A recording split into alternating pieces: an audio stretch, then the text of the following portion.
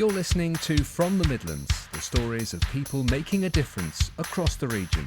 Our presenter is Gail Downey. On this episode of From the Midlands, we'll be finding out why there are so few black women in tech and what one entrepreneur from Birmingham is doing about it. Owen Adebayo, founder and CEO of Neo Group, which is a string of companies which empowers black women to build meaningful technology products and services, joins us now. Hello, Owen. Hi, Gail. Lovely to be here. Thank you very much for coming on. So it's something that never occurred to me until we had a discussion before this interview, that actually, how many black women do you see in tech? And explain what you mean by tech. What I mean by tech is anything that advances society, but with my focus is how are black women involved in the building of the next advancement of software and hardware technologies that actually shape our world today. You know, there's this shocking statistics that less than 2% of the tech industry in the UK is made up of black women, yet our workforce, our population is about 55% women. That's still too shocking to me. And so that's what I mean by tech. Why do you think that's the case, that there are so few black women in tech? The first thing is to do with actually lack of social capital and also lack of access. And also maybe some cultural context too. Naturally, from young, we were told that, you know, it's important for you to be a nurse and to do nurturing or feminine type of careers. And careers in tech looked like they were masculine. So I'll say those are the foundations for why that's there. But I believe it's changing, and I believe that, you know, now we're becoming more agnostic when it comes to the types of careers that we should be in. I also think that lack of role models as well. What's interesting is when you actually look at the people that built things like the light bulb or things like aeroplanes, you actually see that black women were behind it, but we don't see them as visible role models enough that shape history. And so, yeah, it's just the erasure or the removal of some of those role models in history as well. Yes, of course, there was a film about the black women who were actually behind the space race as well, wasn't there? Yes, exactly. You talked about social capital. What do you mean by that? What I mean by social capital is networks and network effect, and the effect of the people who have the influence to be able to elevate you and elevate you as a black woman to be able to, you know, thrive in the tech industry. That's what I mean by social capital. I mean, I could have all the knowledge in the world and I could have all of the brains in the world, but if I don't have the opportunity to be able to exercise that knowledge that I have, I wouldn't be able to thrive, right? So that's what I mean by social capital. When we did the introduction, you said it's building meaningful technology products and services. What do you mean by meaningful? I believe that in today's day and age, it's so important that black women are at the forefront of products that really, really shape our culture. So when I'm talking about meaningful, I'm talking about products and services that shape the face of culture. I'm talking about impact. I'm talking about influence. One of the biggest world problems that we see today in organizations, in large corporates, and small and fast-growing startups, what are those problems that shape those places that are affecting our world today? And for me, I want to be able to empower black women to be able to be the solution providers that actually shape the problems that we have today. I can't wait till I see black women be at the forefront of building solutions like your next ChatGPTs or things that actually solve our problems with cancer or problems with major health issues or poverty, or access to information, for example. That's what I mean by meaningful products. Now, you are an economist by training. So What made you become interested in getting women into tech? You've actually started boot camps. Tell me a bit more about that. Since my undergrad in studying economics and management, I've always seen the idea of sustainable entrepreneurship linked with development of economies as a great marriage for thriving for individuals and thriving of economies. And I really leaned into that as much as I could practically. From my undergrad, I would do projects with sex workers in my region to be able to see how they can come out of some of those work that don't actually elevate them and empower them to actually doing something productive for them and also productive for their local economies. And I wanted to see how those two marry together. I actually started this entrepreneurship journey myself, braiding people's hair in my bedroom, in my university dormitories. And I grew my network and I grew my clientele to about 1,000 people. But as those people sit in my chair, we'll have conversations about what it means to empower them. And a lot of them wanted more help. And so I ran events and I gathered so many people together in such a short space of time, in over 3 years. And I realized a lot of those women that I gathered had the potential to do more. But I looked at the careers that they were in, and those careers were going to be automated in the next few years because I was really, really studying the advancements of economies, and I was looking at the World Economic Forum 2030 report back in, I would say, 2019, and I saw that the careers that the women that sat in my chair were going to be automated, and I realized I needed to do something about it. So I decided to say, do you know what? Let's start off with a boot camp to start to upskill people and actually close that digital skill gap so that they would not be victims of automation, but they will be creators of automation. And that's where that came from for me. And how have these boot camps gone, and where are they held so people can hear about them?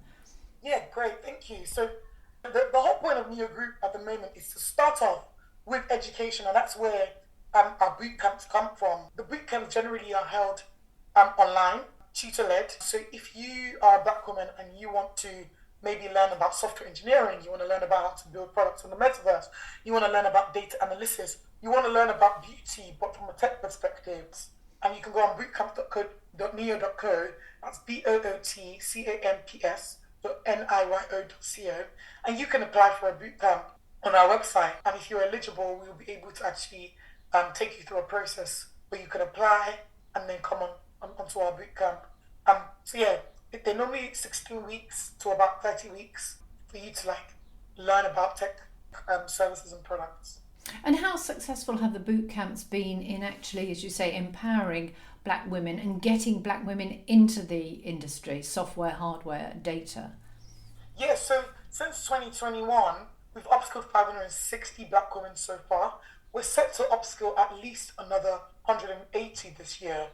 That kind of puts us to around 740 so far in the last 3 years or so. Our first ever bootcamp, we had 80% of our women going to employment, and our kind of average rate of employment now is about 65% of people either starting their own tech businesses or going on to secure roles in companies like KPMG, Goldman Sachs, companies like Accenture, companies like GCHQ, where if someone was in income poverty, now they'll be able to turn their lives around just because they came to a 16 to 30 week bootcamp on the Neo Group.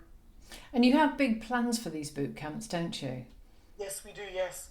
So we've been able to upskill that great amount of women in the UK, mostly in the West Midlands, over the last few years. And that we would never have been able to do that without the help of the West Midlands Combined Authority, because they are the main funders. But now we want to take it globally.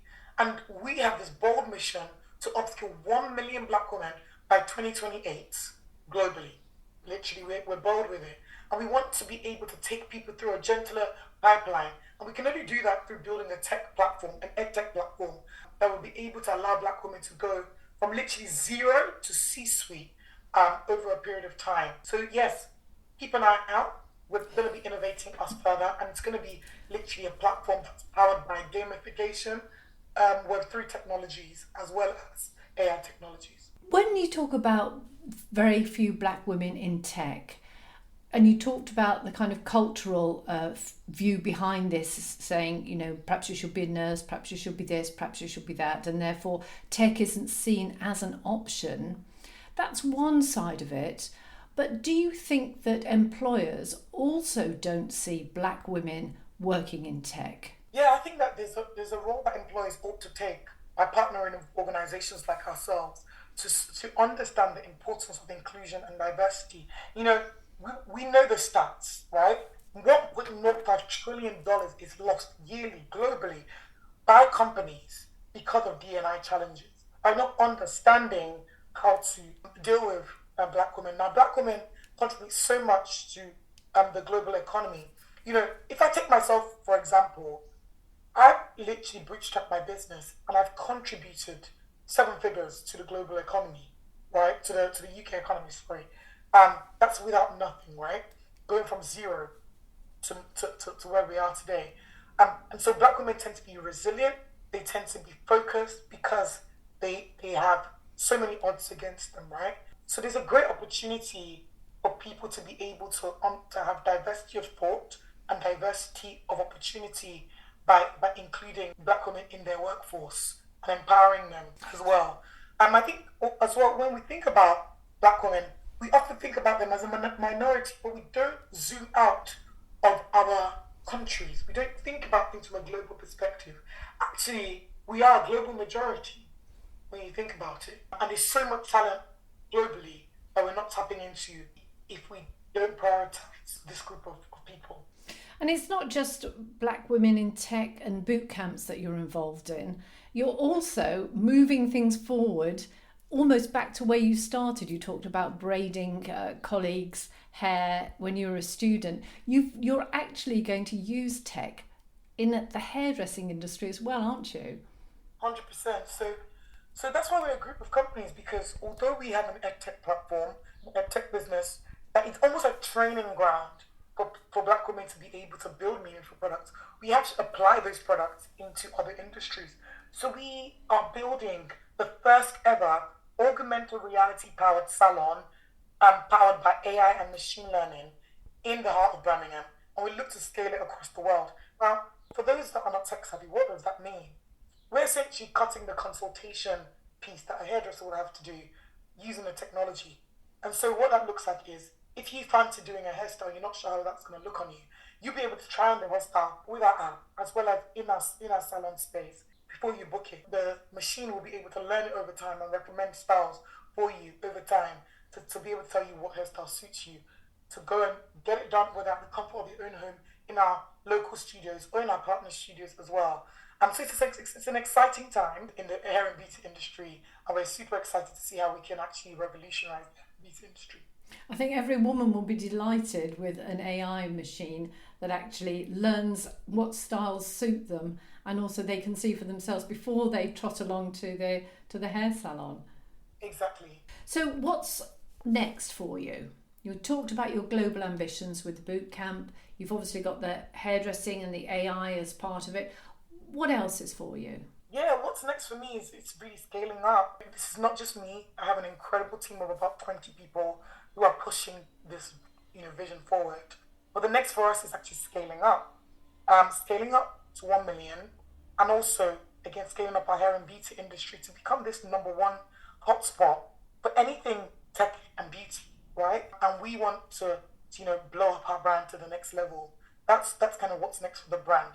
For me personally, I'm looking forward to raising up more visible leaders to be able to kind of build in this space as well. And what's driven you to do this? Funny enough, I have this really great sense of purpose to do something that impacts my world, 100%. When I was a kid, my parents would ask me, what do you want to be? And they almost got fed up by this answer. I used to always say, I want to become the president of Nigeria. That was literally my response. But when I actually remember all those comments that I used to make, all I really wanted to do was to make a mark and make an impact. And for me, my drive is, how do I make a mark in lots of people who are underrepresented and overlooked in this world? But not in a philanthropic first way, but in a way that advances our economies, in a way that advances people, and in a way that advances the way we do things socially as well. That is what drives me. Money making is not the priority, although it's important. It's not the priority. It's the sense of purpose that drives me to do what I do. And what in 10 years' time do you hope to be doing, and how do you hope to have made that mark, made that change? In 10 years' time, I always say I want Neo Group to be like the next Virgin. I want Neo Group to be like the next Google. Everyone sees it as a household name that you come to for everything tech meeting with beauty, tech meeting with fashion, tech meeting with food. So a group of companies that is powered by technology. That's what I want to see doing. Me personally, in 10 years' time, I want to be investing in businesses that are built by black women. So yeah, that's what I want to I want to be. Okay, Owen Adebayo, lovely to talk to you. Best of luck with all your ambitions. Thank you very much for being on From the Midlands. Thank you so much. You've been listening to From the Midlands, a Whirlwind production. If you've enjoyed listening and would like to sponsor this series of podcasts, details are available on our website at fromthemidlands.co.uk.